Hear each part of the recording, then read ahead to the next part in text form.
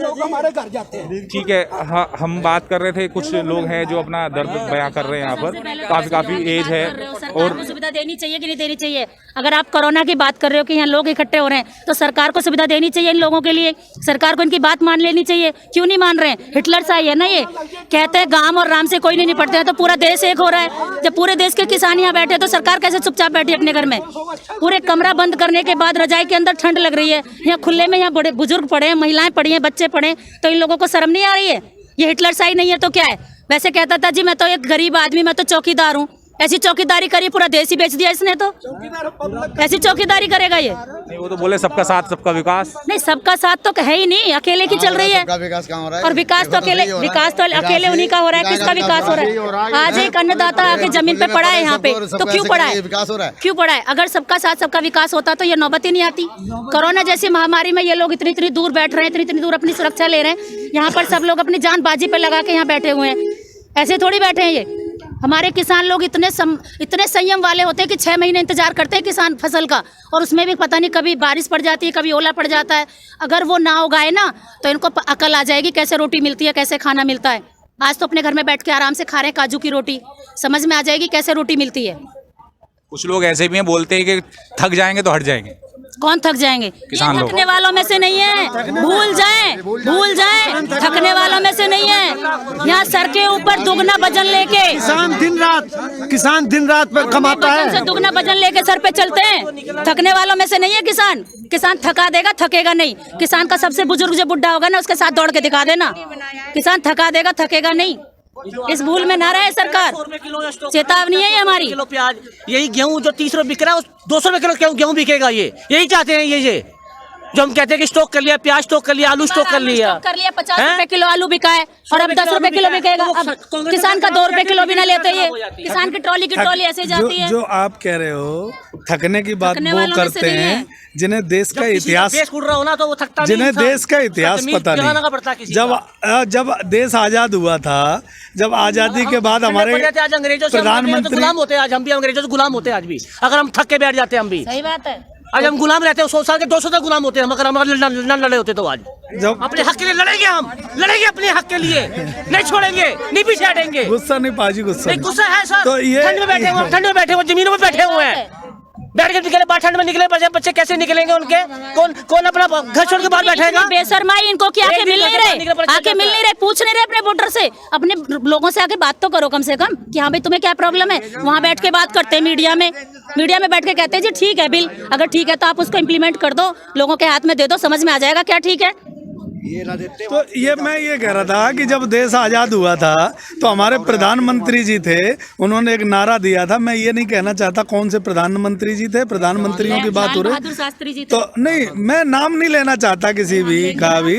तो मामला क्या है कि जय जवान और जय किसान का उन्होंने नारा दिया था। तो वो जय जवान और जय किसान, जब उस टाइम देश भूखों मर रहा था, देश के पास कंगाली थी, जब एक वक्त की रोटी खा के हम देश को यहाँ पहुँचा सकते हैं, तो हम तो सब कुछ खा के हम पता नहीं कहाँ पहुँच सकते हैं। तो प्रधानमंत्री जी गलतफहमी में है। ये देश, ये कंधे जो हैं किसान के और जवान के, ये थकने वाले नहीं है। मोदी जी तुम चले जाओगे, दूसरा प्रधानमंत्री आएगा वो करेगा, लेकिन एक किसान इसी ज़मीन पर बैठा मिलेगा। हमें उत्तर प्रदेश के किसान को घरों से और हमें खेतों में पहुंचा दिया, खेतों से हमें फुटपाथ पे यहाँ पहुंचा दिया, और फुटपाथ पे घर बना लिए। अगर आप कैमरे से देखोगे तो हमारा जहाँ हमने लठ गाड़ दिया वहीं हमारा घर है। जो लोग ये कह रहे हैं कि थक जाएंगे, उनकी गलत फहमी है। उनके पिताजी का वो घर नहीं है, वो हमारा दिया हुआ घर है।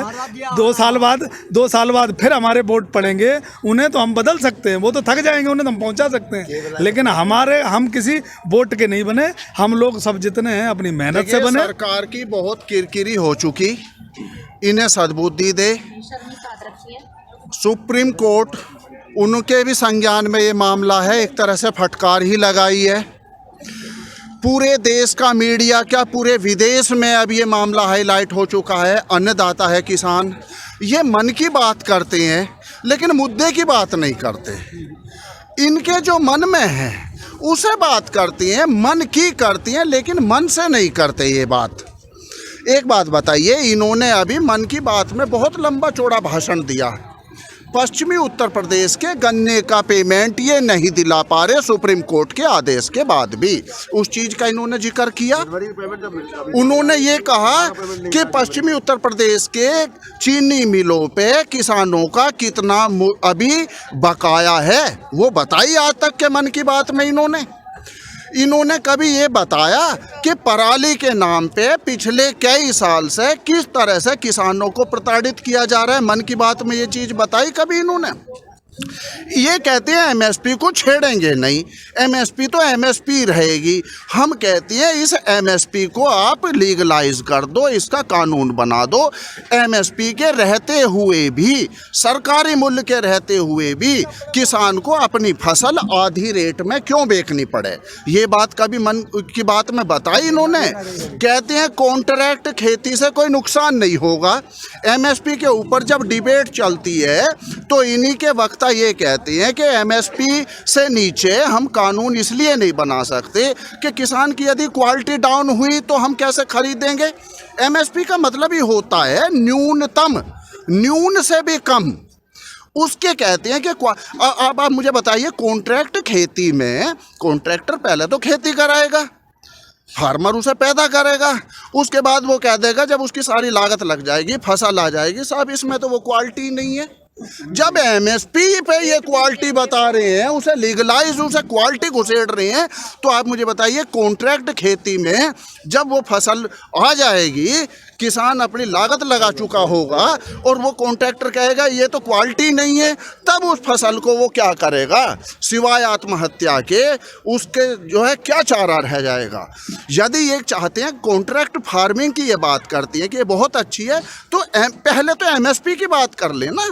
कहते हैं मंडियां खुली रहेंगी, मंडियों से, अरे जब मंडियों में आप सामान खरीद नहीं रहे, किसान का अनाज नहीं खरीद रहे, धान नहीं खरीद रहे, तिलहन नहीं खरीद रहे, दलहन नहीं खरीद रहे, तो मंडी से बाहर तो आधे रेट में ही बिकेंगी ना। या मंडी से बाहर कोई बैठा है कि जो उससे बहुत ज़्यादा रेट में ले लेगा? हम तो रो रहे हैं हमारा न्यूनतम समर्थन मूल्य को ही अभी आप लीगलाइज कर दो।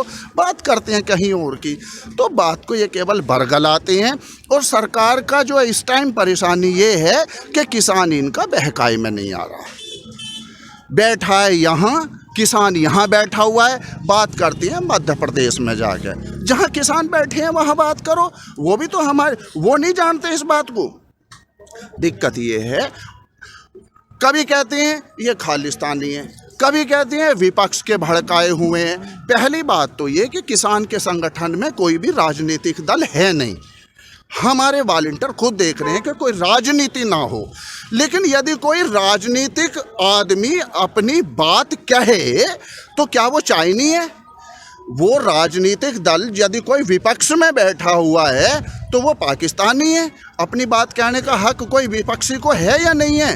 तो इस तरह से इस आंदोलन को ये भ्रमित करने की कोशिश कर रही है। और अब किसान के बच्चे जाग चुके हैं, इन्हें सब पता है रंगनाथन की रिपोर्ट ये क्यों लागू नहीं कर रहे। सब ने स्टडी कर ली, रंगनाथन की सिफारिशों में होना चाहिए हमारा जो है मूल्य जो है एमएसपी ही लागत का 1.5 गुना होना चाहिए, उसे तय करें। और अब हम अपने अधिकार लेके जाएंगे। बात आर पार की है, सोचना सरकार को है कि ये अपनी ओर कितनी किरकिरी कराना चाहती है।